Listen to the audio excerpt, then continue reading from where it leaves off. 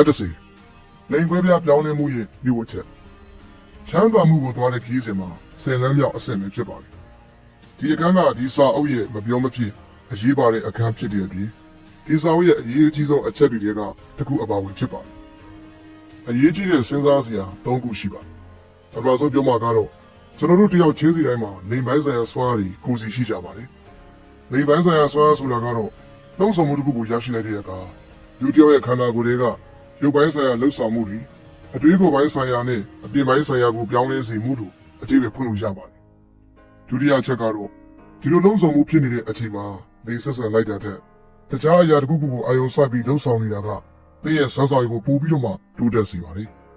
ဒီလိုလိန်ပိုင်းဆိုင်ရာစွမ်းရည်တွေကိုဘလို့အကောင်းဘက်ကနေအသုံးပြုပါတယ်စာရေးသူနပိုလီယန်ဟဲလ်ရဲ့ဖော်ပြထားချက်အရလိန်ပိုင်းဆိုင်ရာစွမ်းပြောင်းလဲမှုအခြေအနေတွေမှာသင်ရဲ့လှုပ်ဆောင်တဲ့စွမ်းတွေကိုတိတိကျကျပြောင်းလဲပြနိုင်ပြီးသင်မတင်ထားတော့တဲ့အခြေအနေအထိသင်ကတိုးတက်လာနိုင်ပါတယ်ဒီဆောင်ထဲမှာပေးထားတဲ့အရေးကြီးဆုံးအကြံဉာဏ်ကတော့လိန်ပိုင်းဆိုင်ရာစွမ်းရည်တွေကိုအသုံးပြုပြီးတော့မှအကောင်းဆုံးသောအလုပ်တွေကိုဆောင်ရွက်လိုက်ဖို့ပါပဲ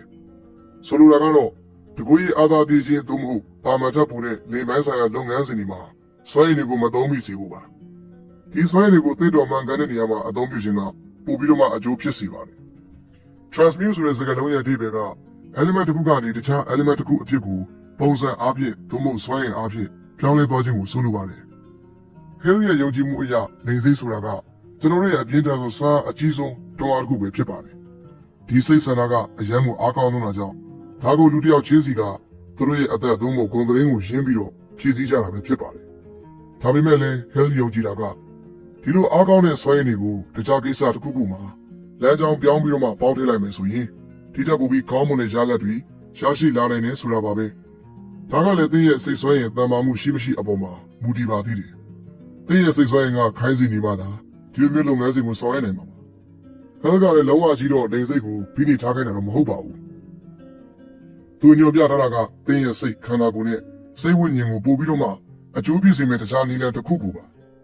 ဒီတွင်ဗန်နီနာလွဲဆိုတာကလည်းလိန်စိတ်ပြင်းပြမှုကနေဖြစ်လာတဲ့စွမ်းအားတစ်ခုပါပဲဒါအပြင်ဖန်တီးစိတ်ကူးနိုင်စွမ်းဆိုတာကသင်ရဲ့ရည်မှန်းချက်ကိုရအောင်နိုင်မှုထောက်ပံ့ပေးတဲ့နေရာမှာအကူအညီဖြစ်ဆုံးပါပဲ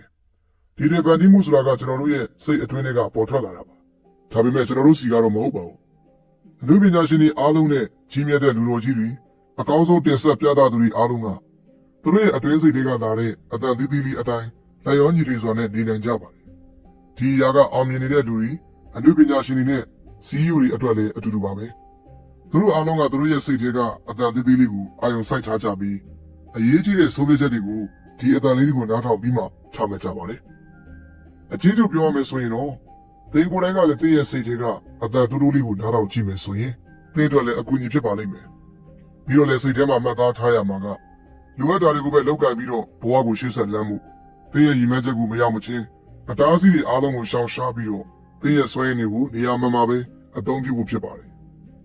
အခန်း7မသိစိတ်ခြားခံဆက်သွယ်မှု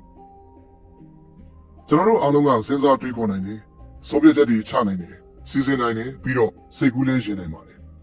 ဒါပေမဲ့သင်စိတ်ထဲမှာမှတ်ထားရမှာတခုတော့ရှိနေပါ